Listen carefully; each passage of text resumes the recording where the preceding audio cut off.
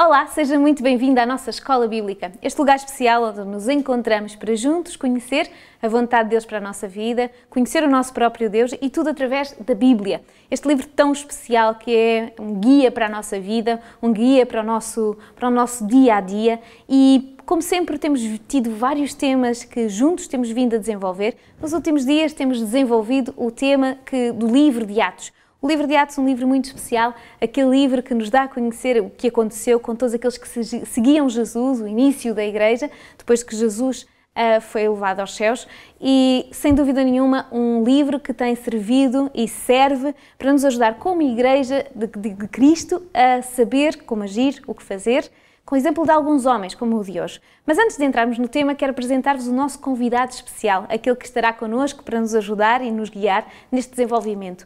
Pastor Artur, muito obrigado por estar aqui. É um prazer estar convosco nesta ocasião. Com a ajuda do pastor, vamos então ter a oportunidade de desenvolver este tema. E porque não queremos ocupar mais tempo, queremos já partir para o nosso tema e vamos fazê-lo através do nosso sumário. Pastor, qual é o sumário de hoje? Então, o nosso sumário de hoje é a conversão de Saulo de Tarso, que se tornou Paulo. Foi um dos mais extraordinários eventos na história da Igreja Apostólica. No entanto, a importância de Paulo vai muito além da própria conversão. Vamos então ter a oportunidade de saber mais quem era este Paulo e a importância que ele tem para os nossos dias e para aqueles dias também. Mas não vamos querer fazê-lo sem começar por o mais importante, abrir a Bíblia, porque é através dela que este estudo se desenvolve, ela é a origem e ela é, sem dúvida nenhuma, a própria explicação deste tema. Vamos então abri-la, vamos fazê-lo no livro de Atos, claro, vamos fazê-lo no capítulo 9, e em Atos, no capítulo 9 e no versículo 15, encontramos então o texto que serve de base para o estudo de hoje. E Atos 9, 15 diz-nos o seguinte: Disse-lhe, porém, o Senhor: Vai, porque este é para mim um vaso escolhido, para levar o meu nome diante dos gentios, e dos reis e dos filhos de Israel. Então, este texto fala-nos de alguém, de uma mensagem que é levada a alguém, para ir ter com uma pessoa muito importante, alguém que era um vaso escolhido. Este seria Paulo, não é? Exatamente. Então, qual é o retrato de Paulo? Como é que nós podemos conhecer Paulo, segundo aquilo que nos é apresentado pelo livro de Atos? Paulo, que neste momento ainda é apenas Saulo, não é? Nós podemos começar pelo seu lugar de origem e pela sua família. Segundo o livro dos Atos, ele nasce, portanto, em Tarso, na Cilícia, uma região que fica hoje onde é a Turquia, portanto, é por ali que ele nasce, numa zona relativamente perto da fronteira com a Síria, uma zona muito conturbada atualmente. A sua cidade, Tarso, era um centro comercial, ficava no cruzamento das vias de comunicação do Império Romano e era considerada a terceira metrópole universitária da Antiguidade, logo a seguir a Atenas e a Alexandria. Era, portanto, um importante centro da vida religiosa e também da vida filosófica. Logo, Paulo é educado desde criança num sítio que vai determinar, portanto, toda a sua vida. Ele é judeu, portanto, o seu pai era hebreu, da tribo de Benjamim, e ele é, portanto, educado segundo a religião judaica. Mais tarde, ele vai ir para Jerusalém para continuar a sua educação, para continuar os seus estudos, aos pés do grande Rabi Gamaliel. Era assim mesmo que ele era tratado, Exato. Grande Rabi, porque ele era o neto de um outro grande Rabi, que era Hillel. De salientar só um detalhe que às vezes nos pode parecer,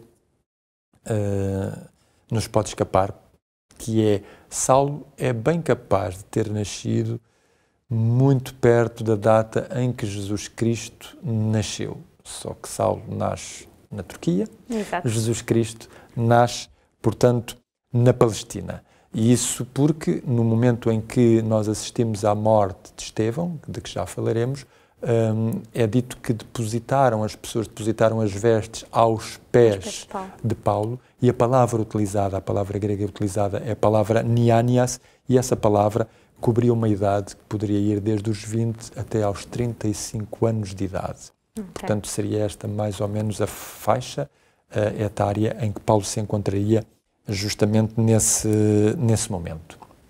Então vemos este Paulo, não é? Ele pertence a este grupo religioso muito especial, foi educado para além de uma cultura geral muito forte. Isto vai-lhe ser muito importante num determinado momento, principalmente quando ele se apresenta com os gregos e a forma como vai falar.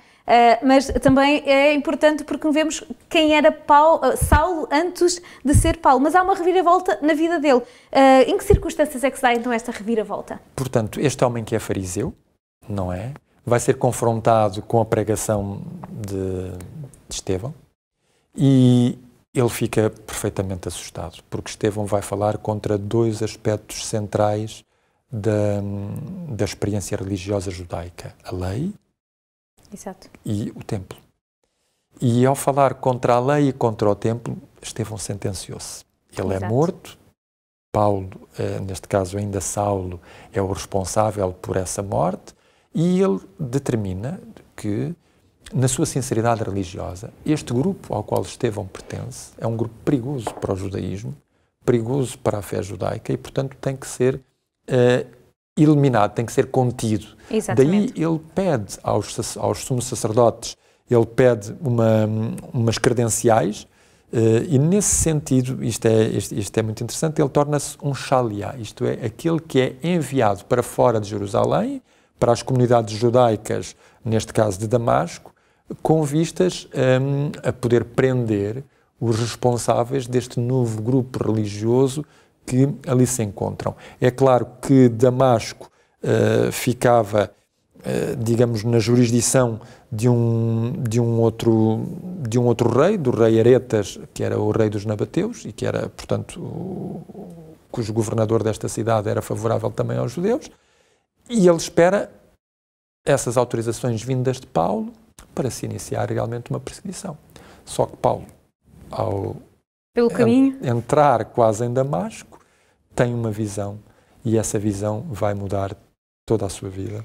Exatamente. Vai ser neste momento, não é? Diz que ele já via a cidade de Damasco, já estava na visão dele e ele já pronto e com muita vontade, porque ele era um homem cheio de garra, não é? Sim. E ele com toda a sua garra e com toda a vontade de perseguir aqueles que nós sabemos que são os filhos de Deus, o próprio Deus vai ter um encontro com ele. Exatamente. Como é que é este encontro inesperado? Como é que ele o vive? Ora, o apóstolo Paulo é realmente um encontro que ele não estava à espera. Para já ele não estava à espera. Em segundo lugar, ele percebe que é um encontro sobrenatural. Ele percebe-o imediatamente. E daí que ele imediatamente evoca o nome Senhor. Exato, ele não duvida de quem é que está com ele naquele momento. Fala. E, portanto, Paulo tem esta consciência, eu estou a fazer qualquer coisa que não devia. Na minha sinceridade, eu devia, portanto, eu estava plenamente convencido que eu deveria fazer, e em seguida ele pergunta, Senhor, quem és tu? Exato. E esse Senhor vai-lhe dizer, eu sou Jesus a quem tu persegues. E vai-lhe dizer algo mais, vai-lhe citar uma espécie de um provérbio, que naquela altura fazia alusão, dura coisa te é, Paulo, recalcitrar contra os aguilhões, ou seja, os animais antigamente para se manterem direitos em linha, era-lhes colocado um pau afiado no lombo, e se eles se tentassem fugir, esse pau enterrava-se cada vez mais no lombo, e é isto que Jesus lhe está a dizer. Tu estás a agir contra mim, ou seja, estás a agir contra Deus. Tu queres tanto amar a Deus, exato, que acabaste por te revoltar contra Ele. E isto é impressionante. Estamos a falar de um homem, portanto, que é um fariseu, cujo objetivo de vida é agradar a Deus. Exato. E descobre, de repente, que aquilo que mais ele estava a fazer para lhe agradar ia no sentido inverso, era contrário.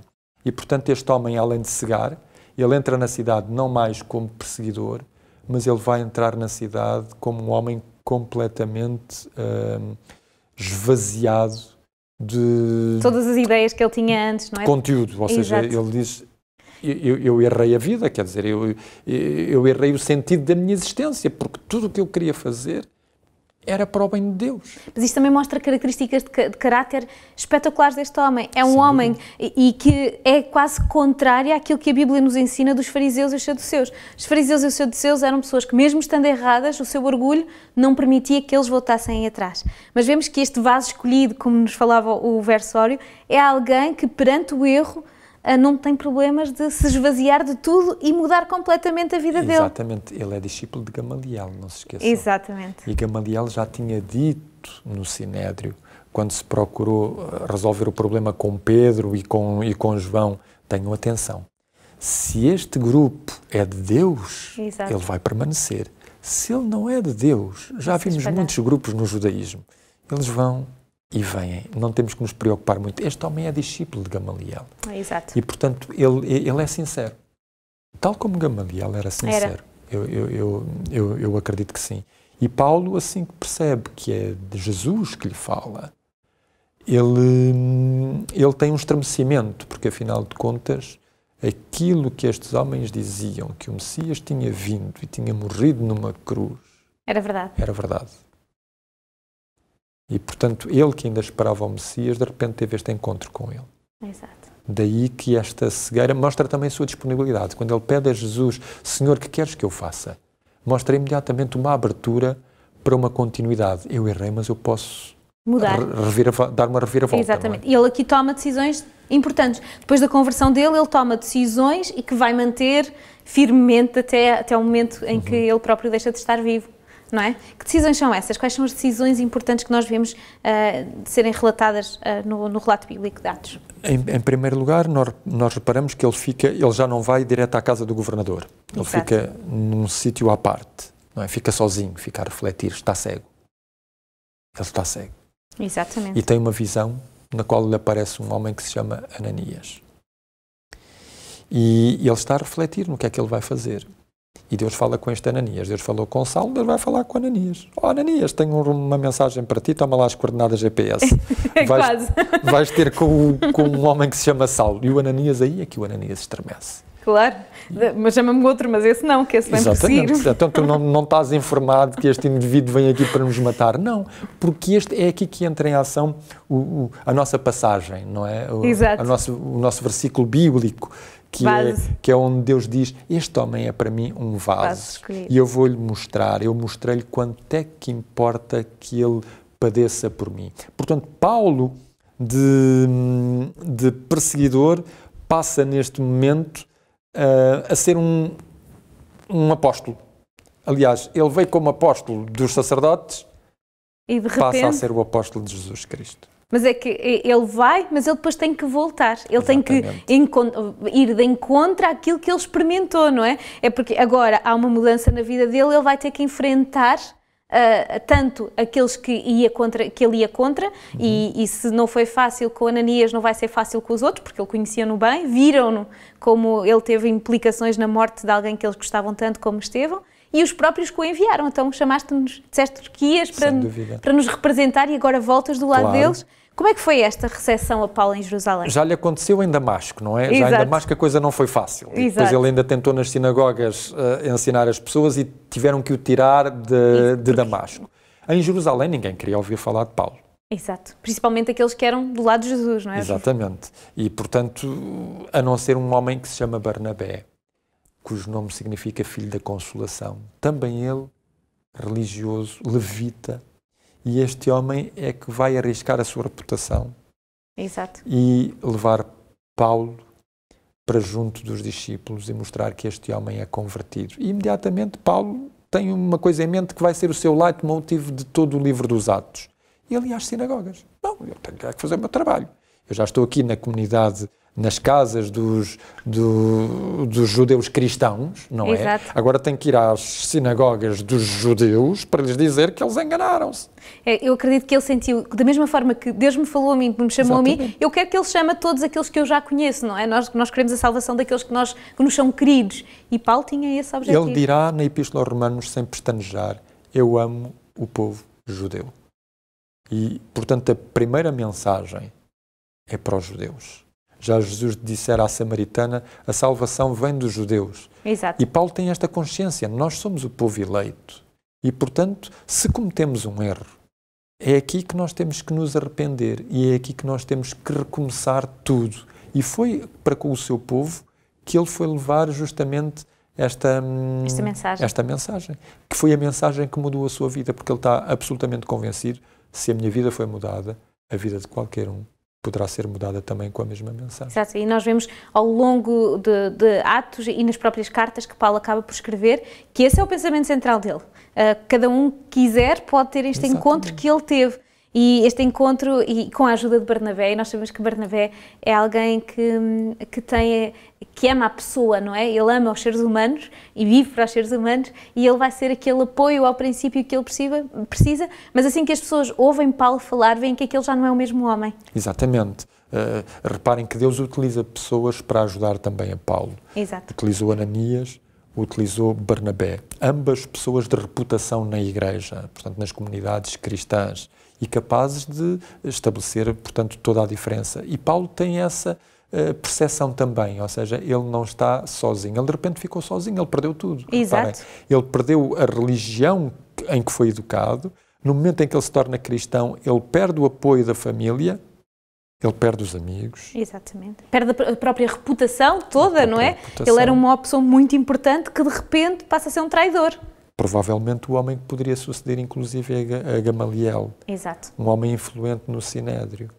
E de repente tem a cabeça a prémio. Mas, para além disso, o Senhor tinha um plano magnífico para ele. Exatamente. Aqueles que o receberam rapidamente perceberam isso mesmo e então eles tiveram a oportunidade de juntos viver esta experiência. Ele continua a ter dificuldades, continua a vencê-las pouco a pouco, mas ele teve a oportunidade, com a ajuda de Deus, de poder ser o homem importante que nós encontramos nos vários livros que ele escreve. Temos aqui a nossa introdução a Paulo. Temos muitas lições que podemos tirar. Paulo é um dos personagens mais ricos, na minha opinião, da Bíblia. É um personagem que, por tudo aquilo que ele já tinha aprendido antes, tem uma bagagem enorme, que nos transmite muito, mas só agarrando aquilo que nós hoje podemos aqui tocar.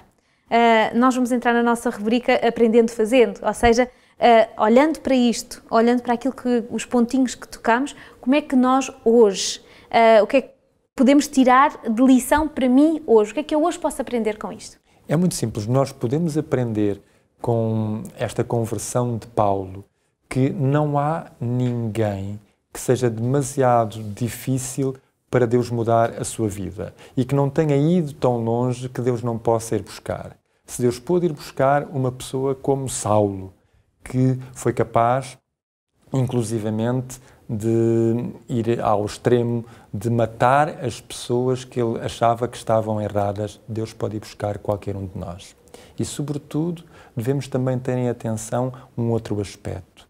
Nunca olhemos para a vida e para o passado de alguém para o julgar, porque Deus muda o passado das pessoas. Deus muda a vida das pessoas e Deus pode transformar a vida de qualquer pessoa, mudar-lhe o sentido e dar-lhe um novo significado. Tal como aconteceu com Ananias e Barnabé, que foram capazes de ver que Deus tinha mudado a vida de Saulo em Paulo. Nós hoje devemos ser capazes de aceitar que Deus pode mudar a vida de qualquer uma das pessoas com quem nós contactamos, e por muito má que ela tenha sido. Nós devemos aceitar essa perspectiva e esse sentido que Deus lhe dá e ajudá-lo a reintegrar-se e a reorientar a sua existência. É com este convite que terminamos a nossa Escola Bíblica de hoje, com a certeza que temos um Deus capaz de nos mudar, capaz de mudar aquilo que está à nossa volta e que juntos podemos ter um recomeço com Deus, guiado por Ele, guiado pela vontade dEle para a nossa vida. Temos tido o gosto de juntos termos desfrutado destas lições maravilhosas que tanto nos têm tocado. Queremos também que você aí em casa possa nos acompanhar e possa também sentir o gozo e o prazer de conhecer a vontade de Deus. Quer saber aquilo que nós já fizemos antes, os momentos de estudo que já tivemos antes? Temos todo o gosto em partilhar consigo. Só tem que ir à nossa página da Hope Channel, na hopechannel.pt, ou então pode fazê-lo também pela página do Facebook da Rádio RCS. Lá encontrará os vídeos em que juntos temos vindo a tocar tantos temas tão importantes que a Bíblia tem, com o objetivo de nós sermos pessoas mais felizes, mais completas no conhecimento da Palavra de Deus, no conhecimento de Deus e no conhecimento da nossa própria vida. Queremos continuar a contar consigo, contamos consigo na nossa próxima aula da nossa Escola Bíblica. Até lá!